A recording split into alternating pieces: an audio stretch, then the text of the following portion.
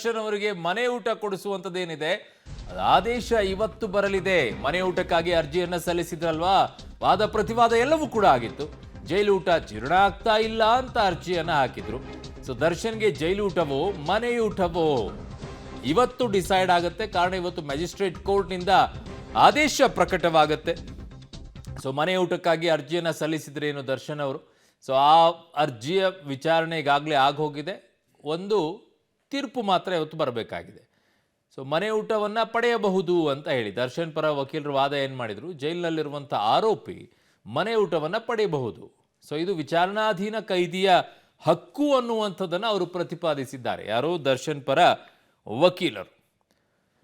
ಜೈಲಿನ ಮ್ಯಾನ್ಯುವಲ್ನಲ್ಲೂ ಕೂಡ ಇದರ ಉಲ್ಲೇಖ ಇದೆ ಅಂತ ಹೇಳ್ತಾ ಇದ್ದಾರೆ. ಅಂದರೆ ಒಂದಷ್ಟು ನಿಯಮಗಳಿರುತ್ತೆ ಜೈಲಿನಲ್ಲಿ. ಸೊ ಅದೇ ಮ್ಯಾನ್ಯುವಲ್ನಲ್ಲಿ ಇದರ ಉಲ್ಲೇಖ ಇದೆ. ಕೆಲವೊಂದು ನಿಬಂಧನೆಯನ್ನು ವಿಧಿಸಿ ಅವಕಾಶವನ್ನು ಕೊಡಬಹುದು ಅಂತ ದರ್ಶನ್ ಪರ ವಕೀಲರು ವಾದ ಮಾಡಿತು.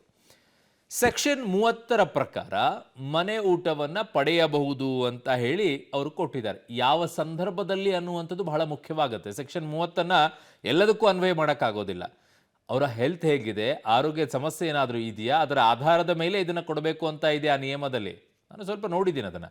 ಮನೆಯಿಂದ ಹಾಸಿಗೆ ಪುಸ್ತಕ ಪಡೆಯುವ ಅವಕಾಶ ಇದೆ. ಹೌದು, ಡೆಫಿನೆಟ್ ಆಗಿದೆ. ಯಾವಾಗ ಹಂಗಿದ ಎಲ್ಲ ವಿಚಾರಣಾಧೀನ ಕೈ ಕೊಡ್ಬೋದಲ್ವಾ, ಅವರು ಕೇಳ್ಬೋದಲ್ಲ. ಯಾವಾಗ ಅನ್ನೋದು ಬಹಳ ಇಂಪಾರ್ಟೆಂಟ್ ಇದೆ. ಅದರಲ್ಲಿ ಅದನ್ನು ಉಲ್ಲೇಖ ಮಾಡಿದ್ದಾರೆ. ಮರಣದಂಡನೆ ಹೊಂದಿದ ಆರೋಪಿಗೂ ಕೂಡ ಕೆಲ ಅವಕಾಶ ಇದೆ.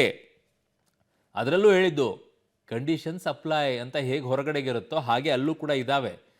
ಸೊ ಅಲ್ಲದೆ ದರ್ಶನ್ ಅವರು ಸಿನಿಮಾ ನಟರು, ಹೀಗಾಗಿ ಅತಿ ಹೆಚ್ಚಿನ ಪ್ರಚಾರ ಸಿಗ್ತಾ ಇದೆ. ಹೀಗಾಗಿ ಜೈಲಾಧಿಕಾರಿಗಳು ಮನೆ ಊಟವನ್ನು ನಿರಾಕರಿಸ್ತಾ ಇದ್ದಾರೆ ಅಂತ ಹೇಳಿ. ಹಾಗಿದ್ದಾಗ ಎಷ್ಟು ವಿಚಾರಣಾಧೀನ ಕೈದಿಗಳಿಗೆ ಈಗ ಮನೆ ಊಟವನ್ನು ಕೊಟ್ಟಿದ್ದಾರೆ ಅನ್ನುವಂಥದ್ದನ್ನು ಹೇಳಿಬಿಡಬೇಕಿತ್ತು. ಎಷ್ಟು ಊಟವನ್ನು ಕೊಟ್ಟಿದ್ದಾರೆ ಅಂತ, ಎಷ್ಟು ವಿಚಾರಣಾಧೀನ ಕೈದಿಗಳಿಗೆ ಮನೆ ಊಟ ಸಿಗ್ತಾ ಇದೆ, ರಾಜ್ಯದ ಜನರಿಗೂ ಕೂಡ ಗೊತ್ತಾಗಬೇಕಲ್ಲ. ಹೌದಪ್ಪ, ವಿಚಾರಣಾಧೀನ ಕೈದಿಯಾಗಿ ಜೈಲಿಗೆ ಹೋದಂಥ ಸಂದರ್ಭದಲ್ಲೂ ಕೂಡ ಅವಕಾಶಗಳು ಸಿಗುತ್ತೆ ಅಂತ ಹೇಳಿ. ಇನ್ನು SPP special public prosecutor Prasanna Kumar ಅವರು ವಾದ ಮಾಡಿದರು.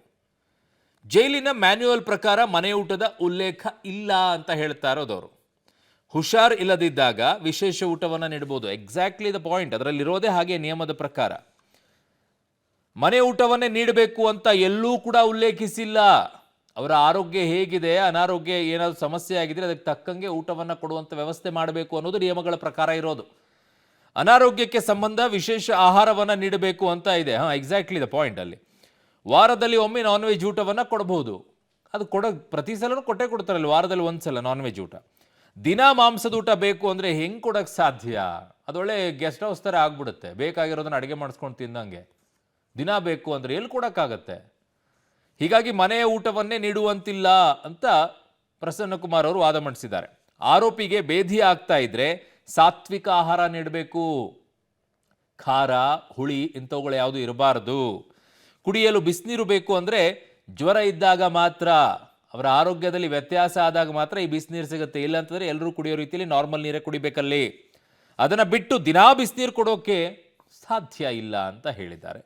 ಅನಾರೋಗ್ಯವಿದ್ದರೆ 15 ದಿನ ಮಾತ್ರ ಈ ವಿಶೇಷ ಅವಕಾಶ ಇದೆ ಅನ್ನುವಂಥದ್ದು ಕೂಡ ಜೈಲಿನ ಮ್ಯಾನ್ಯುವಲ್ನಲ್ಲಿದೆ. ಮ್ಯಾನ್ಯುವಲ್ನಲ್ಲಿ ಮನೆ ಊಟ ಕೊಡೋಕೆ ಅವಕಾಶ ಇದೆ ಅನ್ನುವಂಥದ್ದಾದರೆ ಎಲ್ಲ ವಿಚಾರಣಾಧೀನ ಕೈದಿನೂ ಅದನ್ನೇ ಮಾಡ್ತಾ ಇದ್ರಲ್ವಾ. ಯಾಕೆ ಎಲ್ಲರೂ ಕೊಡೋಕ್ಕಾಗೋದಿಲ್ಲ? ಸರ್ಕಾರಕ್ಕೆ ದುಡ್ಡಾದರೂ ಉಳಿತಾ ಇತ್ತು. ಒಂಥರ ಗೆಸ್ಟ್ ಹೌಸ್ ಥರ ಆಗ್ಬಿಡೋದು. ಇಲ್ಲೇನೋ ಕ್ರೈಮ್ ಮಾಡೋದು, ಅಲ್ಲಿ ಹೋಗಿರೋದು, ಊಟ ಮನೆಯಿಂದ ತಂದು ಕೊಡು, ನಾನು ಆರಾಮಾಗಿರ್ತೀನಿ ಅಂತ ರೆಸ್ಟ್ ಮಾಡ್ಕೊಂಡು ಬರ್ತಿದ್ರಲ್ಲ ಭಾಳಷ್ಟು ಜನ.